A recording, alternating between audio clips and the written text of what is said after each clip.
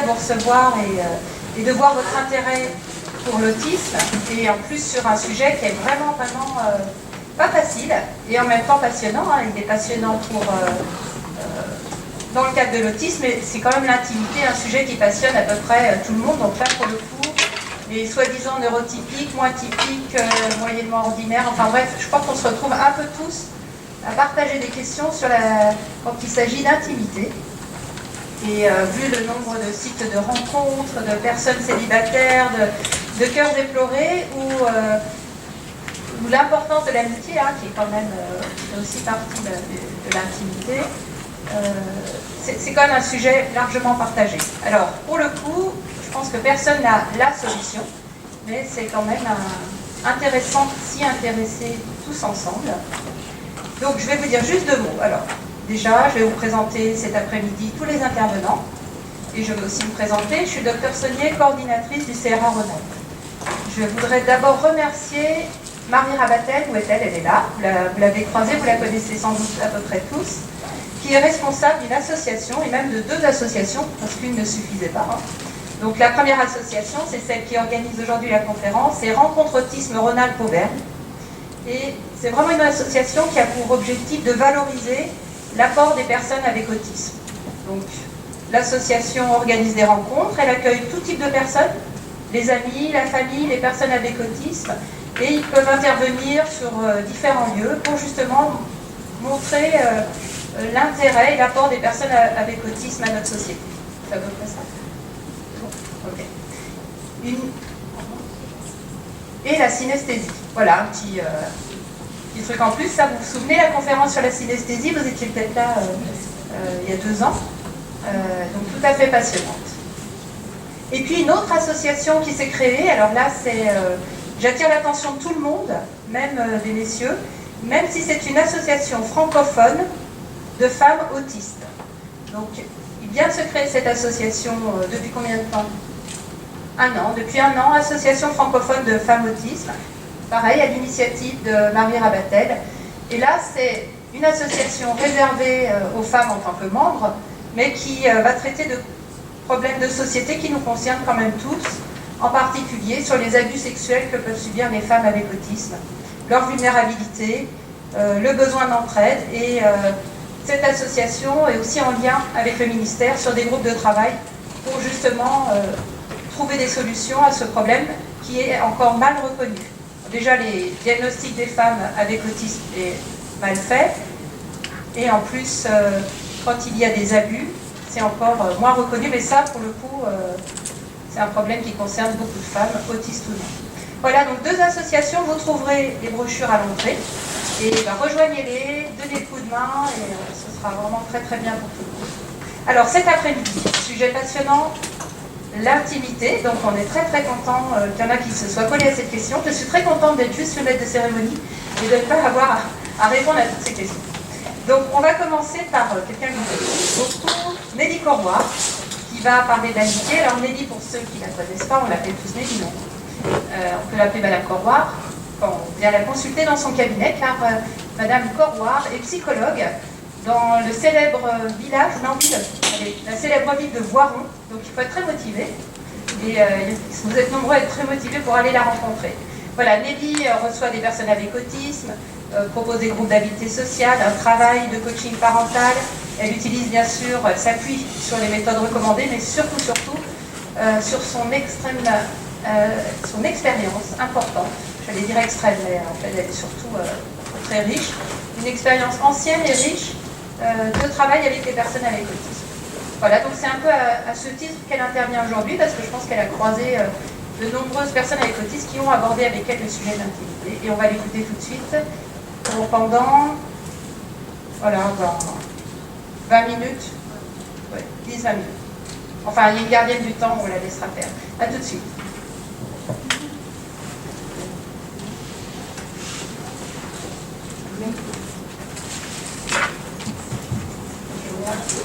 Vous m'entendez? Sûr? Bon, on est parti alors. Ok. Donc, effectivement, dans les choses que j'ai oublié de noter sur mon PowerPoint, c'est que j'ai fait aussi une formation en sexothérapie fonctionnelle, et c'est à ce titre-là, effectivement, effectivement que j'ose intervenir un petit peu sur le thème de l'intimité, en sachant que effectivement on apprend beaucoup au contact des personnes autistes et que voilà, j'en ai appris à l'école et puis j'en apprends aussi sur le terrain tous les jours. Qu'est-ce que l'intimité? L'intimité, c'est mes petits secrets. Mes petits secrets dans ma tête, mes petits secrets dans mon corps, mes petits secrets dans ma maison. Dans mon intimité, dans ma tête, on retrouve les sentiments, les projets, les rêves, les idées politiques, la religion, toutes mes pensées qui me sont propres. Dans l'intimité, dans mon corps, mes parties intimes sont contenues dans mon maillot de bain. Je les protège du regard des autres, du contact de l'autre. J'en garde les secrets. Dans ma maison, ma famille, je garde les petits secrets, les petites manies de chacun pour moi. Je ne les partage pas. Notre niveau de richesse ou nos idées politiques nous sont personnels aussi. Nous devons choisir avec qui nous acceptons de partager notre intimité. Nous avons le droit de la partager avec des personnes sélectionnées, comme nous avons le droit de refuser de partager notre intimité, de dire non. De la même façon, nous devons respecter l'intimité de l'autre. Ça va sans le dire, et ça va beaucoup mieux en disant. C'est pourquoi les enseignements qui concernent l'intimité doivent être explicites, concrets, complets et réalistes. Il est important d'enseigner l'intimité aux personnes autistes, quel que soit leur âge et leurs conditions. L'intimité n'est pas tabou, mais il faut la protéger. Protéger la personne, l'intérieur, le personnel. Il est important d'enseigner aux personnes autistes que l'on doit choisir les personnes avec qui on partage son intimité. Voici le cercle de mes relations, inspiré par le travail de Tony Alford. Il permet de représenter les catégories des personnes autour de nous, celles qui nous sont proches et celles qui nous sont moins proches. Je trouve ce travail très important pour aider les personnes autistes à se situer dans la relation et du coup définir avec qui elles peuvent partager notamment leur intimité. On peut partager nos secrets avec nos amis, mais eux partagent également leurs secrets avec nous. C'est important. On a peu de vrais amis, on ne partage pas tous nos secrets avec tout le monde, on sélectionne les personnes de confiance. J'ai eu beaucoup de personnes autistes dans mon cabinet, notamment les adolescents, qui disent « mais moi j'ai plein d'amis » et en fait ils me citent le nom de tous les enfants de leur classe. Donc il faut savoir sélectionner et si je partage mes secrets avec mes amis, ils doivent partager leurs secrets avec moi. Il en est de même pour les secrets de notre maison. Ce sont ceux de notre famille, on peut en partager avec nos amis, mais il est très rare que nous partagions tous les secrets de notre maison avec nos amis. Combien de personnes autistes j'ai entendu dire qu'elles n'étaient pas dérangées à livrer leurs secrets, sans se rendre compte de la portée sociale, sans se rendre compte qu'elles se vulnérabilisent à être aussi transparentes. J'ai régulièrement des conversations avec des personnes autistes qui me disent ne pas comprendre. Tout est naturel et sans importance pour elles. Leur compte en banque, leur sexualité, leur bazar dans leur maison, tout le monde fait ça.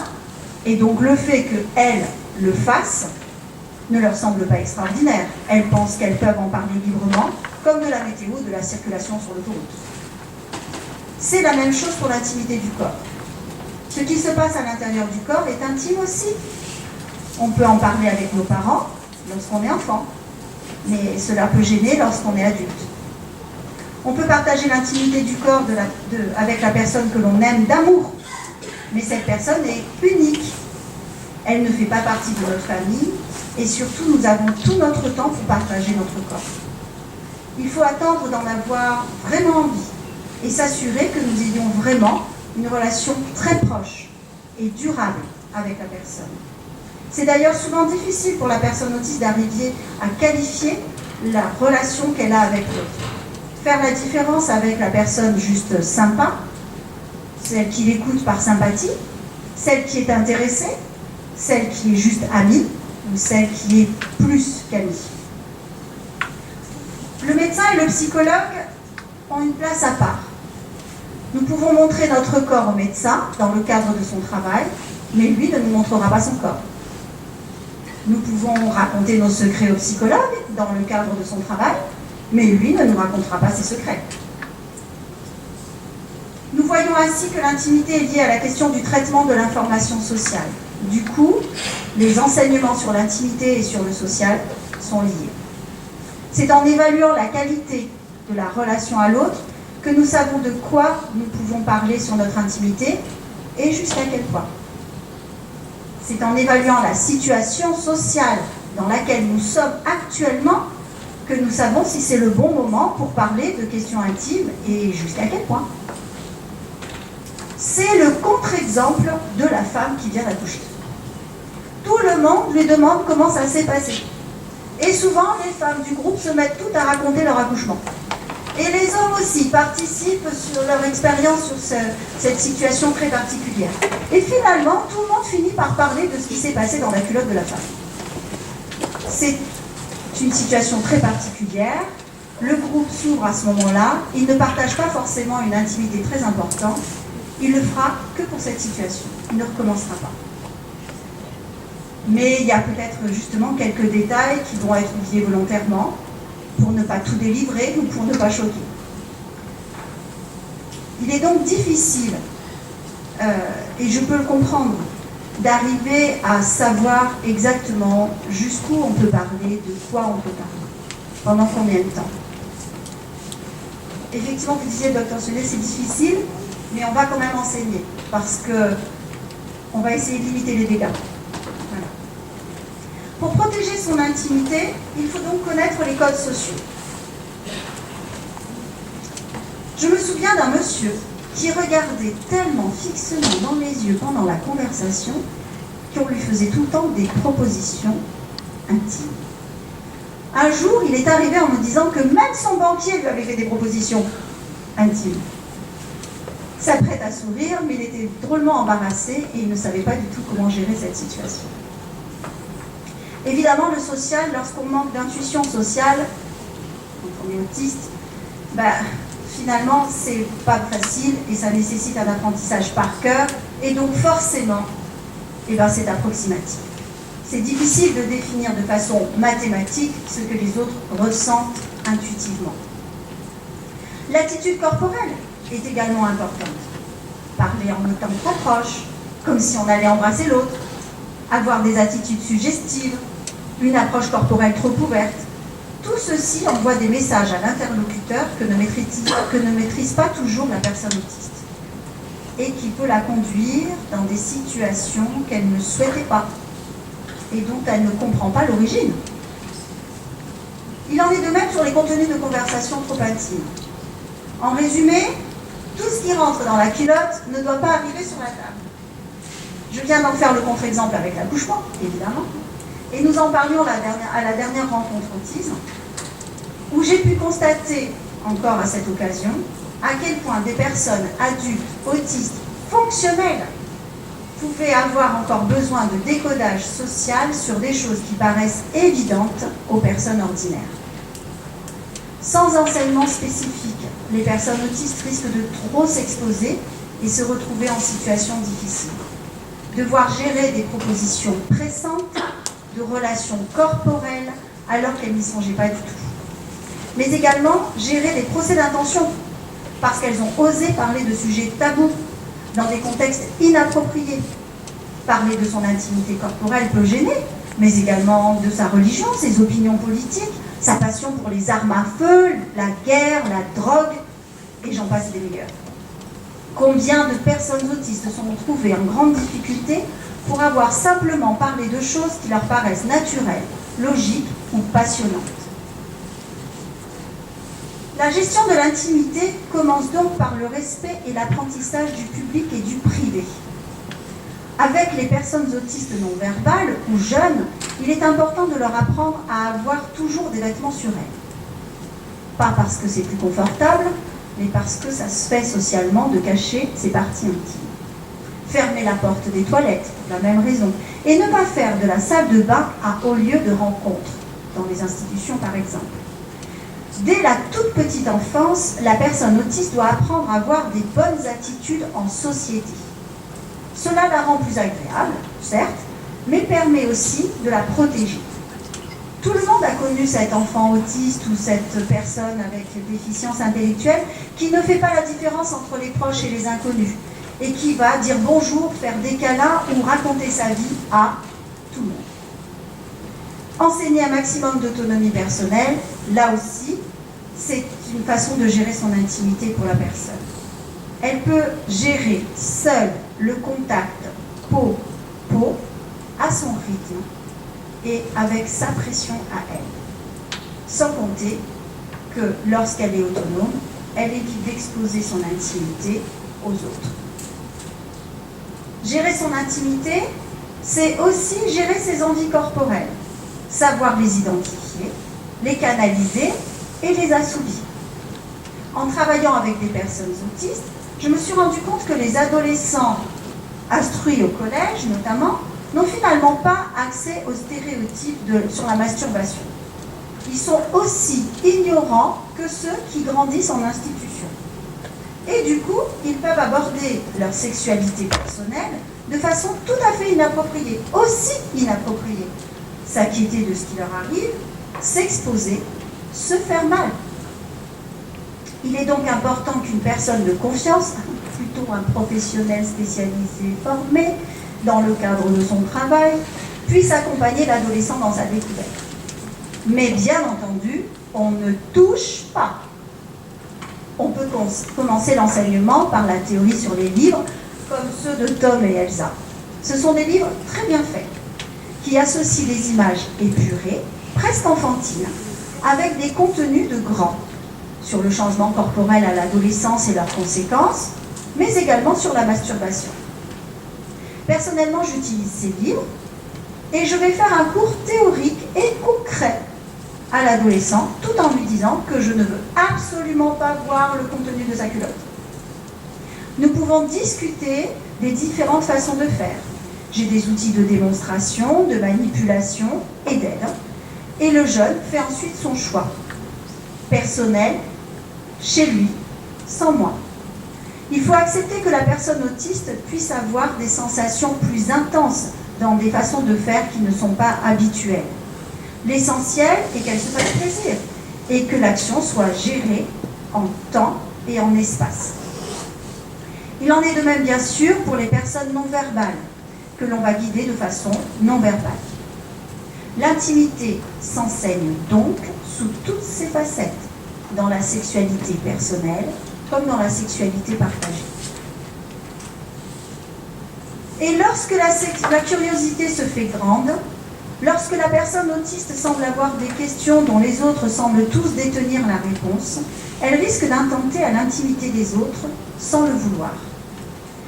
Comme je le disais, la personne autiste peut être maladroite dans sa relation à l'autre et gêner l'autre par une attitude trop proche ou trop exposée, par un discours trop libre, parler de sa sexualité, parler de sexualité en public avec un public non averti, parler de pratiques sexuelles en détail dans un contexte social inapproprié.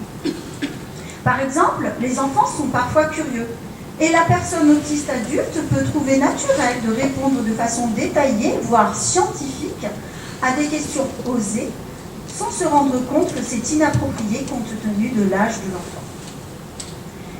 Il arrive également que ce soit la personne autiste qui soit en recherche d'informations.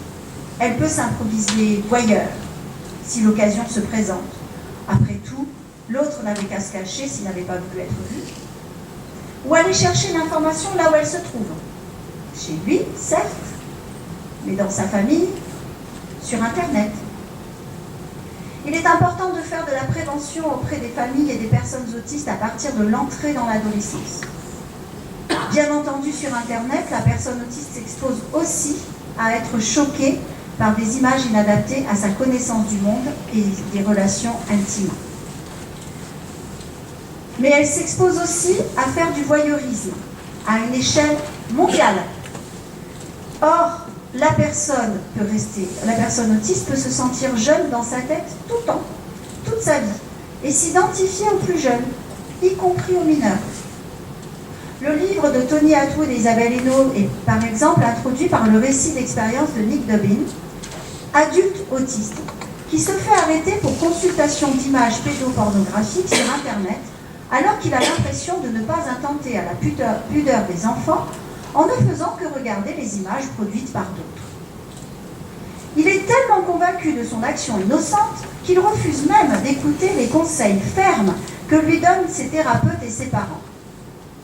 Il ne réalise son fait que lorsque le FBI débarque dans son appartement un matin à 6 heures et le traite comme un grand délinquant en le menottant, en le questionnant de façon très ferme et en fouillant sans ménagement son appartement. Il est, du coup, trop tard. Les affaires de ce genre se multiplient aux États-Unis et commencent à apparaître en France. Il y a donc un travail de prévention à faire. En résumé, enseigner l'intimité à la personne autiste et à son entourage me paraît fondamental. Nous avons à respecter l'intimité de la personne autiste que nous accompagnons, faire attention aux soins corporels que nous lui apportons, attention à protéger ses secrets avec elle, l'informer sur ce qu'est l'intimité et lui apprendre à la protéger, son intimité et celle de l'autre. L'informer sur les bonnes attitudes et lui apprendre qu'elle a le droit de refuser des contacts corporels, des propos qui la dérangent. Informer l'entourage sur sa curiosité naturelle et puis pourquoi pas lui donner les informations pour qu'elle évite de chercher trop loin. Il est important que les professionnels et accompagnants soient formés aux particularités de l'autisme et de l'intimité pour offrir un soutien et une information tout au long du parcours de vie de la personne autiste.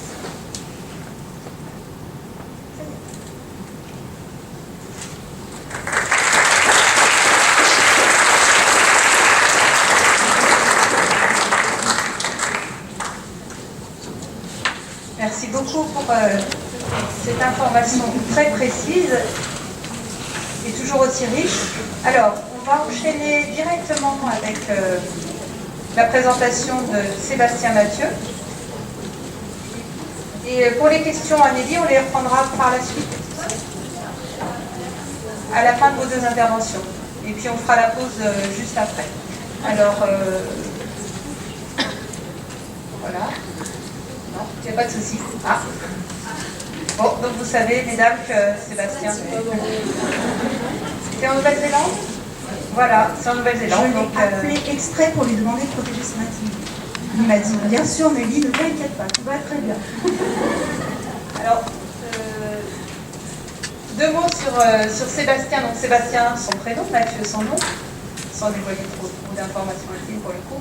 Donc c'est un vrai plaisir pour moi de retrouver Sébastien que j'avais rencontré il y a quelques années avec sa famille qui est là aussi. Donc Sébastien a plusieurs casquettes. Actuellement, il arrive juste de Nouvelle-Zélande, donc on est très content de l'avoir parmi nous, malgré le jet lag. Il est entrepreneur, peut-être le nom de ton entreprise, c'est un Nectitel, voilà. Donc il est entrepreneur sur des modèles mathématiques ou intelligence artificielle. Voilà. Donc si vous voulez en savoir plus, vous irez voir son site web. Et il n'y en a pas, donc vous n'irez pas voir son site web. Peut-être son profil Facebook non plus. D'accord, c'est la recherche, donc vous attendrez qu'il publie. Voilà. En tout cas, aujourd'hui, il va se lancer et nous parler d'autisme et d'intimité. Donc, on est tout à fait impatient de t'écouter.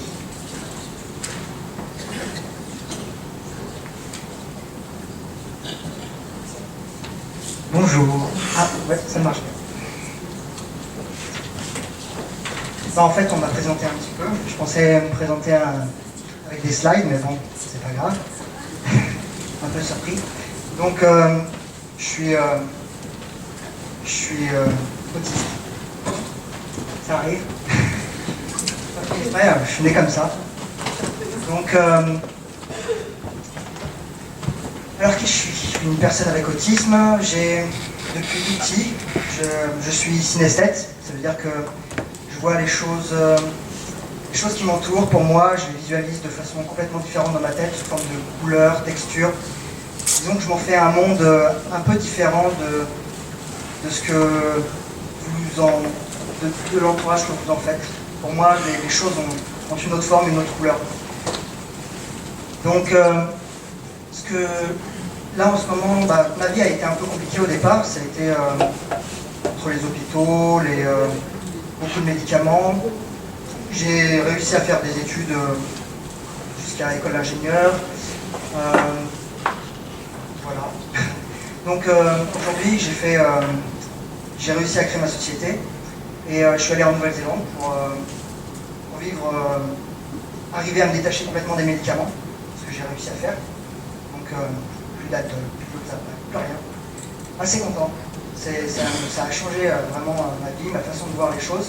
Je suis beaucoup plus réactif, beaucoup plus vif dans ce que je fais et ça m'a résolu beaucoup de problèmes. Mais n'empêche que les médicaments étaient nécessaires à un moment. Donc je vis en Nouvelle-Zélande. J'ai fait une petite vidéo pour voir où c'est parce que souvent les gens ne savent pas trop où est-ce que c'est. Voilà. Donc alors là on est en France. On va partir et donc je suis complètement à l'autre bout du monde, en dessous de l'Australie. S'il veut bien y aller. Voilà. Et donc là-bas c'est la campagne. Il y a beaucoup d'informatique, donc je suis informaticien. J'ai créé ma société, mais je travaille aussi à Katmandou, une société pour des vêtements de sport, où je fais tout ce qui est site international, puisqu'on parle anglais là-bas, donc l'espagnol, l'anglais et le français. Donc voilà. Alors comme je suis synesthésique, je me suis dit, moi, parler d'intimité, qu'est-ce que je pourrais dire quoi. Et je me suis dit, ce que je vais faire, c'est que je vais vous partager un peu ma vision de l'intimité, comment je vois un peu une relation intime, enfin une relation en tout cas interpersonnelle, comment je la visualise dans ma tête, et peut-être vous faire partager une manière de visualiser un peu comment on fait une interaction, pour moi, comment je visualise une interaction humaine, et comment à ce moment-là j'arrive des fois à déchiffrer ce que vous interprétez par des gestes, ou ce que vous connaissez de l'interaction sociale. Là, je rentre un peu dans mon domaine, donc je vais me sentir un peu plus à l'aise. Désolé. Là, c'était un peu difficile au départ. Donc, voilà, la synesthésie. Donc, la représentation à interaction sociale, pour moi, chaque personne est un peu une boule. À l'intérieur, elle a des lumières, donc c'est ce qu'on voyait derrière, en fait, une sorte de lumière. Et chaque intérêt a une sorte de couleur pour moi, que ce soit l'histoire, que ce soit les mathématiques pour moi, le cinéma, voilà. Et en fait, je reçois les données, je les cultive à l'intérieur de moi, comme n'importe qui. Et en fait, autour, il y a une sorte de membrane qui va laisser passer plus ou moins la lumière dans un sens ou dans l'autre, et même parfois la transformer, la lumière, transformer la couleur, c'est ce qu'on pourrait dire un peu mentir, ou en tout cas falsifier l'information pour que la personne la reçoive de façon adéquate. Chose que moi, personnellement, au départ, je ne savais pas trop faire, en fait. Donc, voilà, par exemple, là, on a une boule qui pourrait me représenter moi, en bleu, pas mal. Et en fait, ce que j'ai réussi à faire, en fait, c'est des sortes de... La membrane, je vais la manipuler pour pouvoir laisser sortir ou pas, ou laisser sortir cette lumière. Et ce que j'ai dû faire, en fait, c'est entraîner ce muscle social dans ma tête pour dire, tiens, je sais que dans telle interaction, je vais utiliser telle sortie et je vais l'orienter vers telle personne parce que je sais que c'est comme ça que ça fonctionnait. Un peu comme Deep Learning, je me suis fait mon petit ordinateur dans ma tête en me disant, tiens, cette fois-ci ça a marché, je vais la recommencer. Voilà. J'espère que vous avez compris un peu le modèle. C'est un des modèles que j'utilise dans ma tête pour pouvoir interagir avec vous en fait. Voilà. C'est un peu bizarre peut-être, mais moi ça fonctionne et j'apprécie beaucoup en fait parce que je ne vois pas avec votre tête et des fois je vois les gens de façon un peu différente de ce qu'elles sont réellement en fait physiquement. Voilà. Donc le fonctionnement, comme j'expliquais, je l'ai expliqué. Donc ensuite j'ai plusieurs paramètres et donc pendant mon évolution ça a beaucoup changé. Il y a eu donc je vais expliquer l'âge, qu'est-ce qui a fait avec mon âge, comment j'ai évolué ce modèle pour l'utiliser un peu plus correctement, le contexte et le type d'intimité. Je ne vais pas agir, je vais changer en fait ma membrane en fonction de la personne avec qui j'interagis en fait. Voilà. Donc je vais essayer en fait d'utiliser un peu ce modèle pour vous montrer un peu comment je peux l'adapter en fonction de l'interaction que je vais avoir avec la personne. Donc l'évolution, donc l'enfance, l'adolescence et l'adulte. Enfant, en fait, j'étais, disons que ma membrane, elle était très 0 ou 1.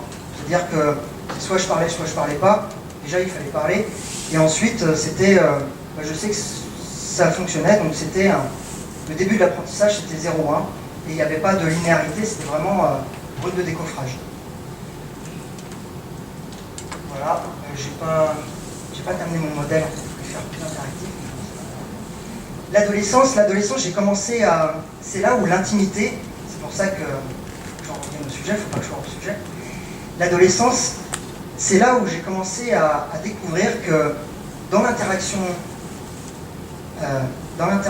avec l'autre, des fois, il y a des couleurs qui m'apparaissaient qui étaient assez agréables et même qui me donnaient une certaine satisfaction que j'étais incapable d'identifier réellement et qui me donnait un vrai plaisir. Et quelque chose que je ne pouvais pas lier à une culture ou à une science ou quelque chose que je ne comprenais pas forcément. Et là, ça a commencé à grandir en moi. Ensuite, en étant adulte, j'ai appris que tout ce genre de plaisir ou toutes ces interactions étaient beaucoup plus fines et j'ai dû entraîner ce muscle à interagir beaucoup plus rapidement. Alors, j'en parlerai après en fonction des contextes, mais en étant adulte, j'ai réussi à vraiment ouvrir à différents endroits, chose qui n'est pas forcément évidente, puisqu'au départ, je contrôlais une sortie, 2, mais dès qu'il y avait plusieurs personnes, c'était assez compliqué. Je recevais toutes les informations, mais difficile de sortir l'information de façon correcte à un endroit ou à plusieurs endroits en fait. J'étais assez dispersé et difficile de vraiment canaliser correctement l'énergie en fait, et de sortir parfois la bonne couleur. C'est-à-dire que je pouvais sortir complètement du contexte de l'interaction sociale parce que j'avais envie de sortir quelque chose et c'était difficile pour moi de transformer cette couleur en une autre pour arriver. Et donc dans l'interaction pour séduire, c'était quelque chose qui était très difficile parce que souvent je faisais fuir la personne parce que je n'utilisais pas la bonne couleur en fait, je ne sortais pas la bonne information à la personne en fait. Quelque chose qui permettait d'attirer l'attention vers l'autre. Quelque chose qui est assez compliqué puisqu'il fallait que je comprenne quel était l'intérêt de l'autre, même si elle m'envoyait des informations qui me plaisaient, c'était difficile d'envoyer une information qui était pareille pour l'attirer vers moi, pour qu'elle soit intéressante.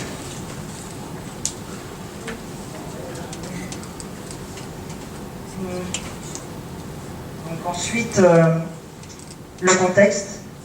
Alors, à l'école, ça dépend à quel âge j'étais, mais au départ, j'étais quand même assez solitaire. Et donc là, il n'y avait rien. C'est-à-dire que je me cultivais énormément. Je ramassais toutes les informations que je pouvais récolter et je m'enrichissais. Ensuite, à l'école, un peu plus vieux, c'est vrai que là, j'étais au niveau de l'intimité. J'ai vraiment adoré échanger avec les filles. J'ai toujours adoré cette sensibilité que je ne retrouvais pas chez mes camarades. Et donc je le traînais souvent avec les filles et j'enrichissais cette connaissance que j'ai utilisée après plus tard à l'adolescence et à l'âge adulte pour arriver finalement à séduire et à connaître en fait qu'est-ce qui pouvait intéresser.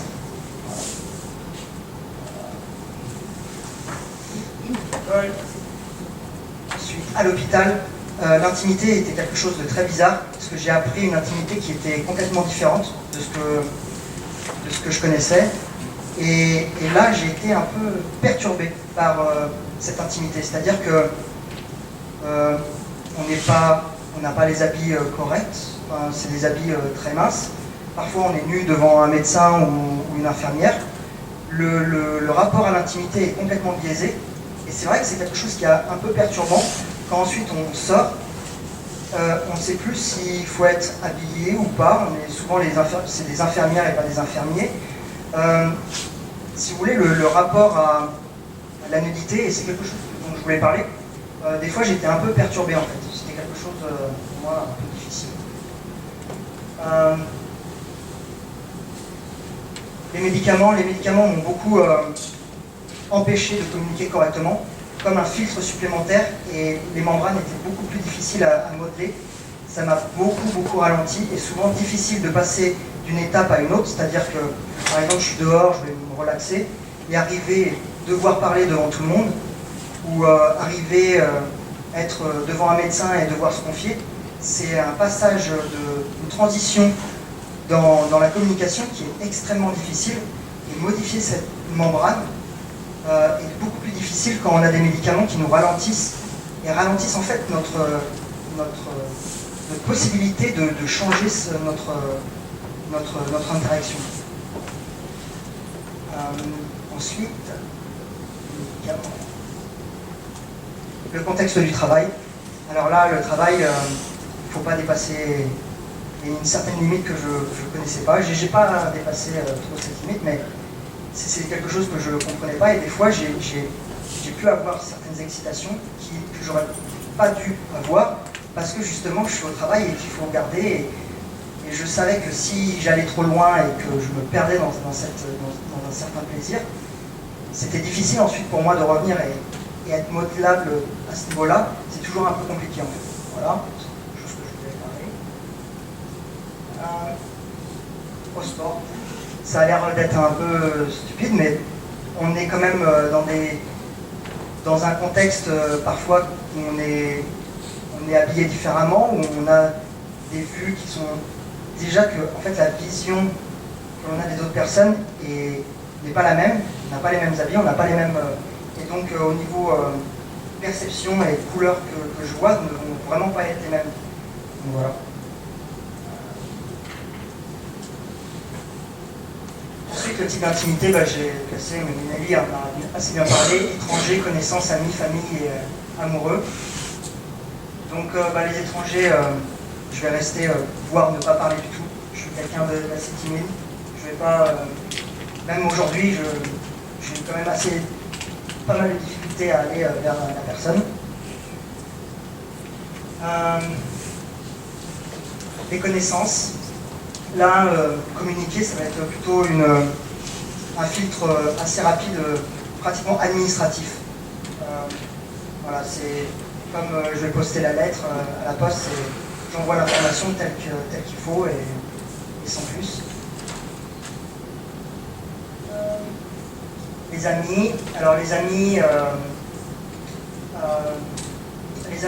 j'ai beaucoup plus de facilité maintenant et je me sens toujours super à l'aise avec les amis. C'est même quelque chose que j'essaie de cultiver énormément, parce que ça me permet de m'entraîner aussi au niveau social, pour ensuite accéder à l'étape suivante, les connaissances et ensuite les étrangers, et mieux communiquer avec eux. Ensuite, la famille, je les connais depuis que je suis jeune, donc c'est assez facile en fait. C'est même une autre sorte d'interaction, c'est plus bagarre. Ensuite, les amoureux, il y a le côté physique qui, c'est vrai que j'en parle pas trop. Au niveau physique, c'est vrai que je sais pas trop expliquer. C'est justement comme je parlais de ce niveau de membrane. Souvent, vous avez des facultés de passer du coq à l'âne. Je sais pas comment, en tout cas les filles. Voilà. C'est-à-dire que est-ce que ma coiffure est pas mal? Et moi, je vais partir à fond sur la coiffure, et ensuite vous partez sur le côté physique, et moi je dis, il faut savoir, c'est la coiffure, je suis toujours un peu perdu. Et donc ça, c'est vrai que c'est comme si on arrivait, on vous mettait un flash en plein dans les yeux, on disait, ah non, pas maintenant, c'est trop tôt. Quoi. Donc voilà. Ensuite, conclusion, je suis parti, je pense que je suis encore sur le jet lag. J'ai accéléré un peu rapidement. En fait, je voulais juste terminer par une note de musique, parce que la musique pour moi c'est super important. Et je sais pas si la musique y est, mais en fait je pense que le plus important ça fait un cœur normalement. Donc voilà, c'est toutes les diapos qui forment un cœur. Je vais laisser la musique, c'était All You Need Is Love. c'est vrai, quoi. Tout ce qu'on a besoin, c'est un peu d'amour.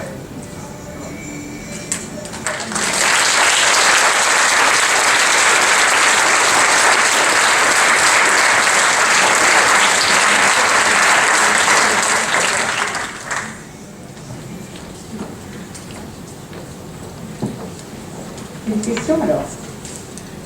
C'est des questions? Ou alors il y a encore 10 minutes sur l'amitié? Ok, il y a eu une petite inversion de programme. Donc, non, mais c'est par rapport à celui que j'avais. En fait, c'est mes collègues qui m'ont piégé, ils font exprès de mélanger. Bravo, bravo Sébastien, c'était vraiment passionnant et en plus parfaitement délicat, subtil et en même temps très comment dire, une belle métaphore pour comprendre justement comment ça pourrait se passer, comment vous abordez les relations. On en avait déjà parlé quand on s'était rencontrés. Et je vois que le modèle progresse et s'enrichit aussi. Donc oui, vraiment, je suis épatée par vos progrès. Donc, bravo. Oui, mais ça, mais pas plus. Parce qu'il faut écouter les gens. Non, il n'y a pas de souci. Voilà, pas de problème. Eh bien, on enchaîne avec les vies après les questions. Encore bravo.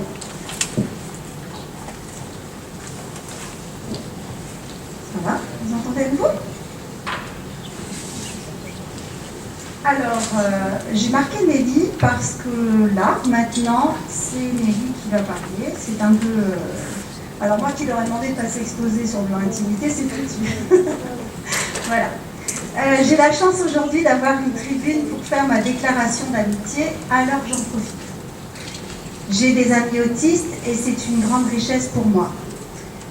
La semaine, je suis professionnelle, j'ai énormément d'affection pour mes clients autistes et leurs parents.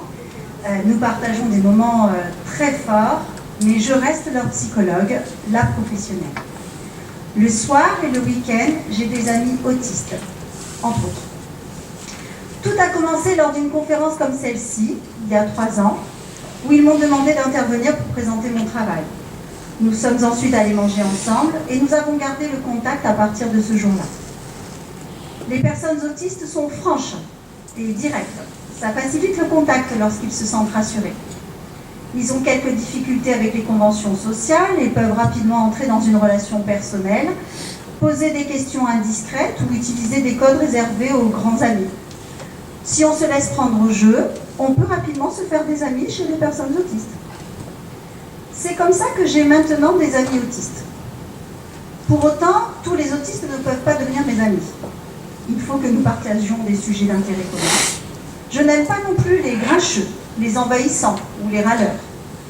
Avec mes amis, nous partageons notamment la défense de l'image de l'autisme, mais aussi la cuisine, le respect de l'environnement et tout autre sujet de recherche et d'approfondissement. Bien sûr, je ne suis qu'à 3% d'intérêt par rapport à leur passion, et encore. Mais ils sont enrichissants et savent, peut-être parce qu'ils sont adultes, qu'ils doivent s'arrêter lorsque je leur dis que j'aimerais changer de sujet. Ils sont souvent ultra renseignés sur des sujets pointus. C'est passionnant pour moi, en tant qu'amie. Mais la professionnelle qui sommeille en moi, c'est le temps que ces renseignements peuvent leur prendre. Comme mes amis sont Asperger ou autistes de haut niveau, ils sont souvent très bons en réflexion, même si la pratique n'est pas toujours déclenchée au bon moment. Alors ils me conseillent sur ce que je devrais faire, comment défendre mes intérêts, savoir dire non. Ils sont très présents. Ils me disent par exemple d'aller me coucher quand arrive 23h. Car oui, bien entendu, mes amis autistes ont des problèmes d'endormissement. Ils sont capables de discuter jusque tard le soir ou le matin. Parce que s'ils ont parfois du mal à parler à des étrangers, je peux vous dire que rien ne les contraint dans la conversation lorsqu'ils sont en confiance. Ils ont aussi des problèmes sensoriels et des limites sociales dans des contextes bondés. Mais cela ne me demande pas beaucoup d'adaptation. Je fais mon shopping avec d'autres amis. Certains sont ultra organisés et précis. D'autres ont plus de mal avec l'horloge et l'organisation. Mes amis autistes ne sont pas tous identiques. Ils ont leur propre personnalité. Par contre, tous sont assez francs ou font savoir ce qu'ils pensent des choses. Mes amis autistes sont plus soucieux, plus francs, plus centrés sur leurs ressentis, plus passionnés, plus précis, plus honnêtes, plus intelligents, plus tourmentés aussi. Ils sont plus. Ma place d'amis est confortable. Je ne suis ni maman, ni conjointe d'une personne autiste. Je ne partage pas leurs difficultés du quotidien, leur anxiété. Nous en parlons, mais je ne le vis pas avec eux, chez eux. Je ne suis pas déstabilisée dans mes repères personnels par leurs difficultés. Je suis touchée par eux. Les émotions sont souvent fortes, mais ma joie de vivre et mon optimisme maladif les emportent souvent, eux qui sont doués de contagion émotionnelle. J'essaie de les soutenir dans les moments difficiles, mais leur vie n'est pas la mienne. Cette année d'ailleurs, un de mes amis s'est donné la mort. Il était à bout de souffle. Sa vie, son quotidien, tout ce qu'il n'arrivait pas à faire, lui était devenu insupportable.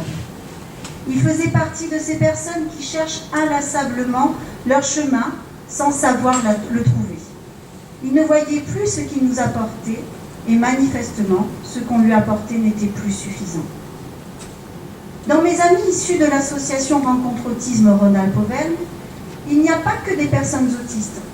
Il y a aussi des parents et d'autres amis de personnes autistes. Mais tous sont pris dans ce bain de sincérité créé par les personnes autistes. Mes amis autistes sont bons, généreux, attentionnés, humbles et vrais. Moi qui connais leur code grâce à mon travail, je trouve notre relation relaxante et rafraîchissante. Mes amis, je suis heureuse de vous connaître et j'espère que d'autres personnes auront comme moi l'occasion de vous connaître. Ou partager vos loisirs. Ou partager les loisirs d'autres personnes autistes comme vous.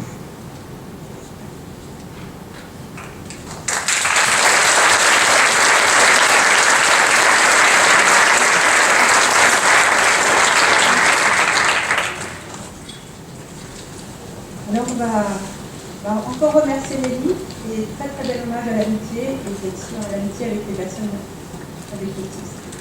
Quelques questions? C'est le moment. Hop, une dame là-bas au fond. On prend 10 minutes pour les questions et après on fait la pause. Ça vous va? Ceux qui ont besoin de sortir avant peuvent le faire. On ne sera pas vexés.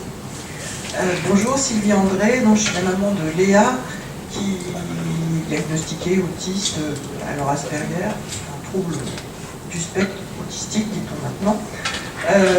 Tout à l'heure, vous nous avez parlé, en fait, au niveau des Asperger, enfin des autistes plutôt, du problème de l'inné. C'est-à-dire que les gens dits normaux, au niveau de l'inné, sauraient d'une façon innée comment vivre la relation à l'autre. Mais en fait, moi je me posais cette question, c'est-à-dire que c'est quelque chose qui est quand même propre à chaque société. À savoir, ce rapport à l'autre, il n'est pas vécu de la même façon dans d'autres tribus, je dirais, que la nôtre. Et au niveau du temps aussi, je veux dire, voilà. Par exemple, vous parliez de l'accouchement, mais pour tout ce qui est la façon d'allaiter, voilà, dans le temps, ma grand-mère allaitait dans la rue un enfant et ça posait pas de problème. Maintenant, quand une femme sort un sein pour allaiter dans la rue, c'est oulala, mais qu'est-ce qu'elle fait celle-là? Donc, je me posais cette question de l'inné. En fait, l'inné, c'est pas vraiment l'inné, c'est juste la société qui modèle un comportement. Et peut-être que les autistes du fait de ne pas avoir ce réflexe de miroir, ne peuvent pas acquérir ce comportement aussi rapidement que d'autres le feraient. Voilà, mais ce n'est pas quelque chose d'inné, vu que toutes les sociétés, finalement, n'ont pas le même schéma et le même fonctionnement. Donc, moi, je me posais cette question-là. Et puis, donc, par rapport à la sexualité aussi, je suis allée à des réunions au CRA, et donc on avait vu une personne qui nous a parlé de la sexualité et qui nous parlait aussi de coach sexuel, voilà, donc qui intervenait dans la sexualité des personnes handicapées et donc qui faisait plus que donner des conseils. Donc c'était pour savoir que ça existait et que c'était peut-être une solution aussi, peut-être pas une solution pour tout le monde, mais en tout cas une solution. Voilà. C'était une réflexion que je faisais par rapport à ça. Alors il y a deux questions. En vérité, j'ai parlé d'intuition sociale plus que d'inné. Donc l'intimité, c'est quelque chose de personnel et les personnes ordinaires ont souvent l'intuition sociale qui leur permet de savoir ce qu'elles peuvent dire ou ne pas dire. Donc c'est plus de l'intuition sociale que de l'inné, on va dire. Après, justement, c'est pour ça que je pense absolument qu'il faut enseigner aux personnes autistes les conventions sociales dans lesquelles elles vivent pour pouvoir les respecter. Voilà. Même si ça reste de la théorie, hein, la pratique va être un petit peu, caillouteuse, on va dire comme ça, mais effectivement, c'est pas tellement de l'inné, c'est plutôt de l'intuition sociale, de la lecture sociale, d'accord ? Ensuite, sur les coachs sexuels, en fait, on a différents niveaux de participation, on va dire comme ça. Globalement, mon expérience me montre que dans 90% des cas, si ce n'est pas 95%, on n'a pas besoin d'intervenir sur la personne physiquement pour lui montrer comment faire et pour la canaliser son activité sexuelle personnelle. Voilà. Il reste un pourcentage de 5% qui peuvent se faire mal, qui, pris dans l'excitation, ont du mal à entendre les conseils, on va dire comme ça, et donc du coup il va falloir qu'on intervienne au moment précis. Et même quand on intervient, on est très très prudent. Et en fait, en tout cas, personnellement, je n'ai jamais eu besoin de toucher qui que ce soit pour pouvoir lui montrer comment faire. C'est-à-dire qu'on va guider la personne, on ne va pas toucher. Il ne faut pas confondre le type de relation et il ne faut pas non plus que la personne ait l'impression qu'il lui faut absolument l'intervention d'une tierce personne pour avoir de la satisfaction. Donc le risque à intervenir en situation d'apprentissage, c'est ça, c'est d'associer une personne à la satisfaction. Et donc, voilà, limiter du coup la quantité de plaisir personnel que la personne peut avoir. Après, en fait, intervient la grande question, mais c'est interdit en France de toute façon, mais la grande question, effectivement, alors on peut appeler ça pudiquement des coachs sexuels, mais évidemment, ce sont des personnes qui vont avoir une expérience sexuelle complète. Les assistants, voilà, les assistants sexuels. Donc là où il va y avoir du coup une relation sexuelle complète avec la personne handicapée. Bon, ça c'est un autre débat. Moi ça me pose problème, pas par rapport au fait que la personne autiste ne devrait pas avoir de la satisfaction sexuelle, c'est pas du tout ça. C'est simplement par rapport à l'organisation nécessaire pour qu'elle l'ait. Je me dis que mettre le doigt dans l'engrenage veut dire qu'on va devoir s'organiser pour que ça puisse se reproduire. Enfin, voilà. Si pour la personne c'est le seul moyen, je trouve ça compliqué. Maintenant ça existe, mais pas en France.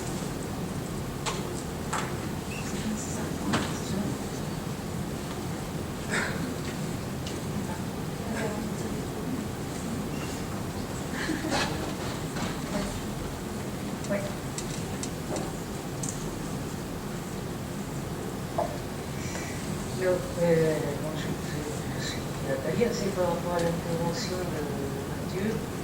Et donc ça m'a fait penser, parce que je ne suis pas classée synesthète, mais en fait, il y a des fois où c'est une lumière qui titille, et c'est comme, pour moi, c'est comme si ça venait de la glande pinéale.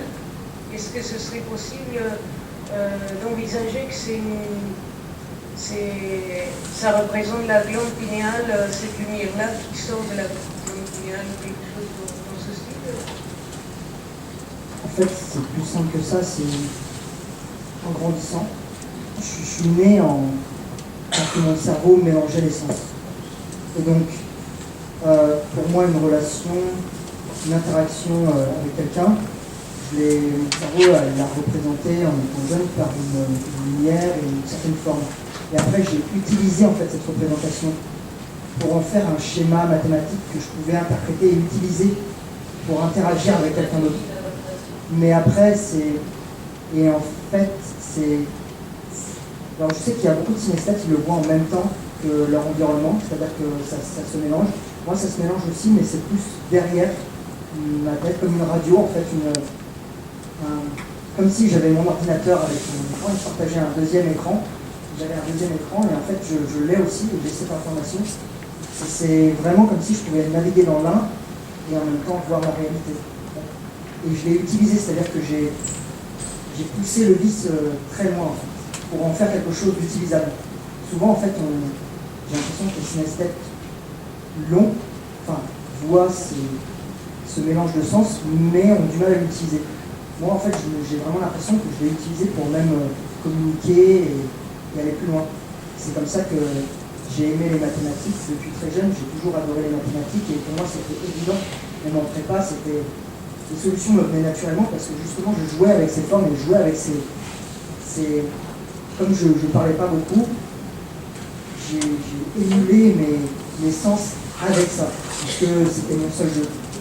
Donc pour moi, je pense que s'il n'y a rien de physiologique en lui, c'est dans le cerveau, c'est comme ça, je suis allé pousser le vice très loin, pour que justement ça soit exploitable par moi-même.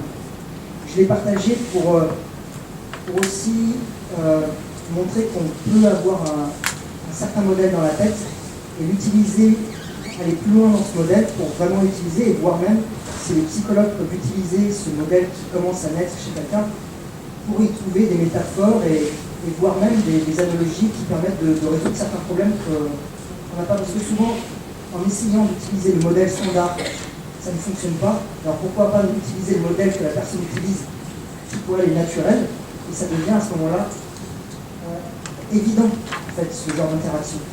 Et tant qu'on essaiera de forcer un système, de forcer un modèle, ça devient un bourrage de crâne et non pas une éducation, non pas un apprentissage. Et si on s'adapte, c'est ce que j'ai toujours fait toute ma vie, m'adapter, ça ne marche pas d'un côté, j'essaie de l'autre, c'est pas grave si je fais des zigzags, du moment que j'arrive au bout, c'est bon.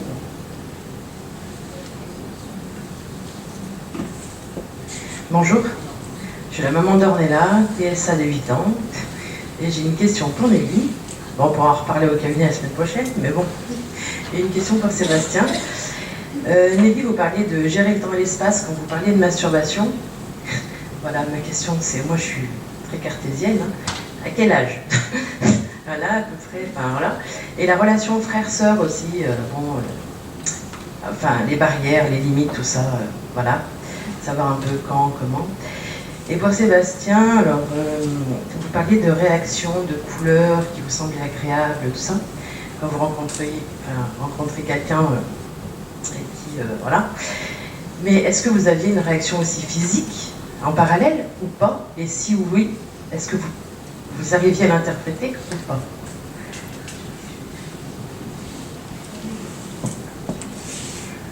Donc, la maison est une petite société. Donc je vais commencer par la réponse avec les frères et sœurs, les parents aussi. La maison est une petite société, donc il est important que la personne autiste, l'enfant y compris, apprenne à se comporter de façon adaptée dans la société.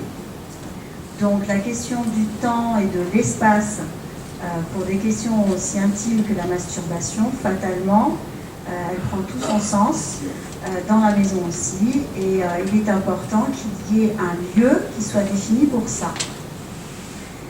Et en vérité, il y a un temps qui est défini pour ça aussi, parce qu'en fait, ça arrive que la personne en fasse une activité un petit peu compulsive, hein, et du coup que ça finisse par faire concurrence à toute autre activité.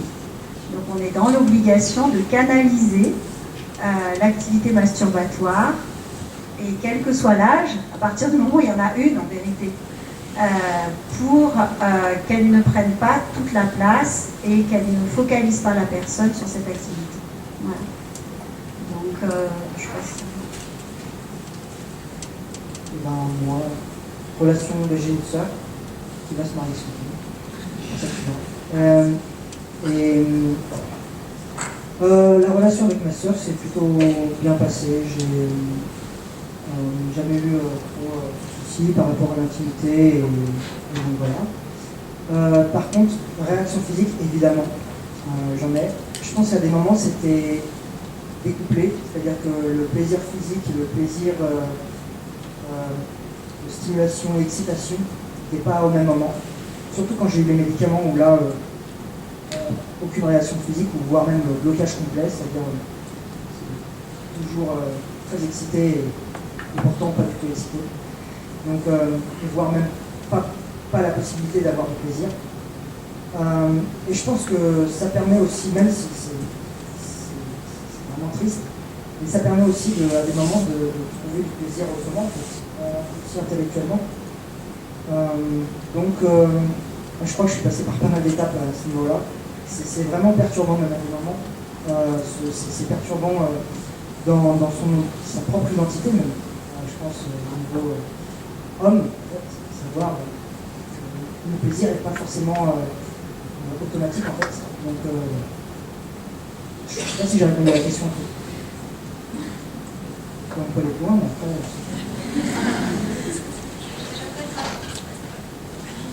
Est-ce qu'il y a une autre question? Alors il y en a une en bas et après un peu plus. Bonjour, je m'appelle Jennifer, je suis maman Asperger et maman d'une fille Asperger de 10 ans.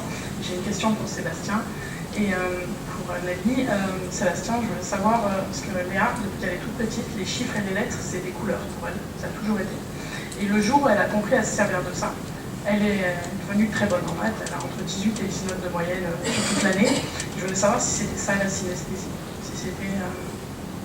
Parce que ça danse devant ses yeux en fait. Quand on lui pose une question en maths, la réponse elle vient, ça fait... C'est une des formes. D'accord. Tu lui passeras bonjour, Alia. Elle est à côté, elle t'entend. J'ai reconnu ta voix, je cherchais de... Je connaissais ta voix.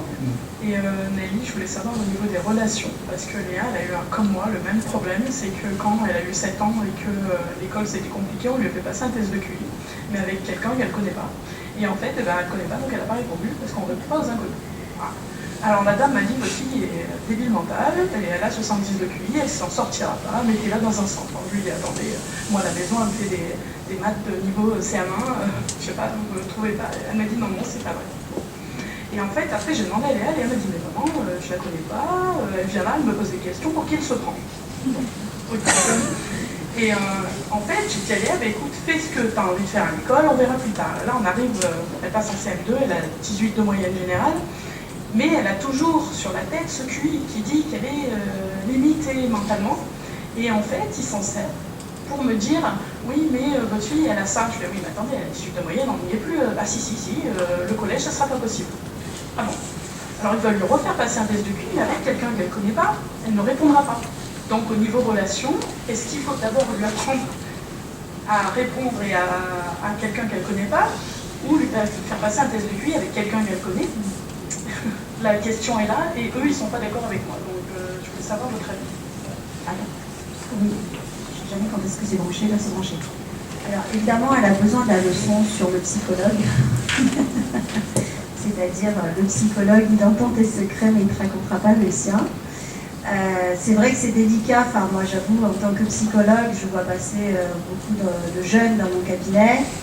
Et d'ailleurs, j'ai une leçon là-dessus dans mes comptabilités sociales sur la fonction des gens, parce que c'est hyper délicat de se dire que toute personne qu'on présente à votre fille, elle doit considérer tout de suite qu'elle doit faire ce qu'on lui demande. Enfin, voilà, elle doit répondre aux questions, etc. Ceci étant, il y a moyen de faire une préparation avec votre fille pour lui expliquer qu'effectivement on ne la connaît pas, mais elle ne va pas poser des questions intimes, elle va poser des questions sur sa réflexion pour savoir comment elle réfléchit et évaluer ça. D'accord ? De la même façon que la maîtresse fait une évaluation et qu'elle a un 18. Donc voilà, il faut, je pense, lui expliquer le contexte. Après, je pense aussi qu'on peut contacter le ou la psychologue qui va faire l'évaluation pour lui expliquer ce contexte-là et prendre le temps. Dans l'école, il y a un psychologue scolaire qui doit être tout à fait disposé, quand il a un peu de temps, à faire la fameuse évaluation. Mais effectivement, il faudra que ce psychologue puisse se présenter avant auprès de votre enfant. Je pense que justement, ça fait partie de ce qu'on pourrait appeler une adaptation compte tenu du handicap. Hein. C'est pas une adaptation énorme. Hein. C'est pas très compliqué.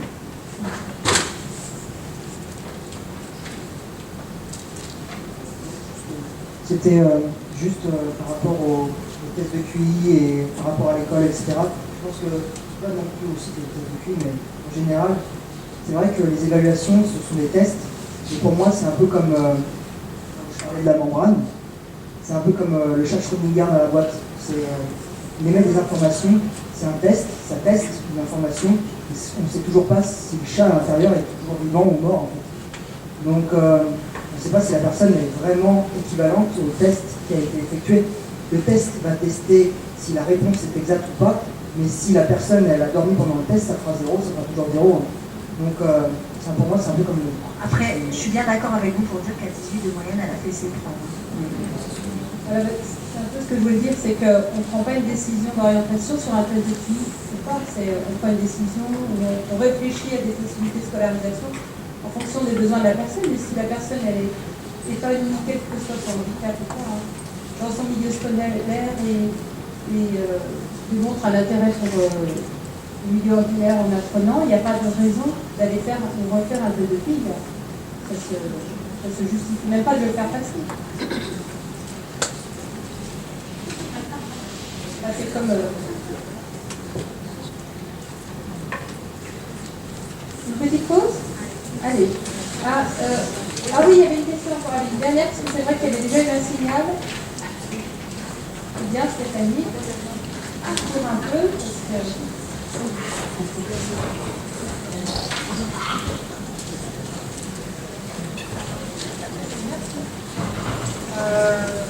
On m'entend là? Bonjour, du coup, je voulais demander par rapport, quand vous avez parlé du sport, que les couleurs étaient différentes, mais c'est des couleurs différentes totalement, parce que moi je sais quand je vois des chiffres, par exemple le 1 est bleu et le 13 il y a un, mais tout devient jaune. Si vous c'était différent sur la couleur totalement, ou si c'était juste une couleur différente mais semblable. Comme sur la palette passant du bleu marine au turquoise par exemple. En fait c'est très variable, c'est-à-dire que en fait c'est pas seulement la couleur, j'essaye de simplifier pour que ce soit représentatif au niveau mental. Et souvent c'est même la texture, c'est-à-dire brillant, miroir, ou donc si par exemple c'est un jaune qui reflète, ou il y a des personnes par exemple elles vont paraître très refléter quelqu'un d'autre, c'est-à-dire le reflet de quelqu'un qui est à côté sans vraiment, ou alors, donc c'est ça. Alors par rapport au sport, les couleurs vont être très, moi je ne saurais pas expliquer, rugueuses et entières. Et bon après, je pense que c'est personnel, après la synesthésie c'est toujours vachement personnel. C'est dur à transmettre en fait. Je voulais aussi demander par rapport vous avez parlé du Loxapac, mais du coup, parce que moi, quand je l'ai pris, donc je le prends plus maintenant, mais quand je l'ai pris, je dormais en fait réellement 99% du temps. Mais est-ce que c'est juste pas de bol ou c'est le cas de tout le monde? Je crois que je suis quelqu'un de très résistant. Je suis quelqu'un de très résistant. J'avais beaucoup de Loxapac, j'en avais pris 150 mg. Ouais, deux fois 150 mg par jour. C'est énorme, et je travaillais en même temps. Donc j'étais directeur informatique à Lyon en fait. Donc j'ai toujours été très résistant, même quand de l'alcool. C'est vrai que la façon dont on va métaboliser ou supporter un médicament va être vraiment propre à chaque personne. Et si on dort tout le temps, c'est qu'il y a un surdosage. Et donc c'est un problème d'adaptation des doses. Donc effectivement pour quelqu'un, c'est pas la dose en soi, il n'y a pas une dose qu'il faut vraiment toujours ajuster. Et ce qu'on dit classiquement pour les personnes avec autisme, à la différence de peut-être d'autres pathologies, il vaut mieux commencer par des petites doses et Et justement pour éviter ces effets de sédation, ou parfois des effets d'être complètement dissocié de ces sensations. On va le dire au médecin. Mais je dirais, je n'arrête pas de leur dire.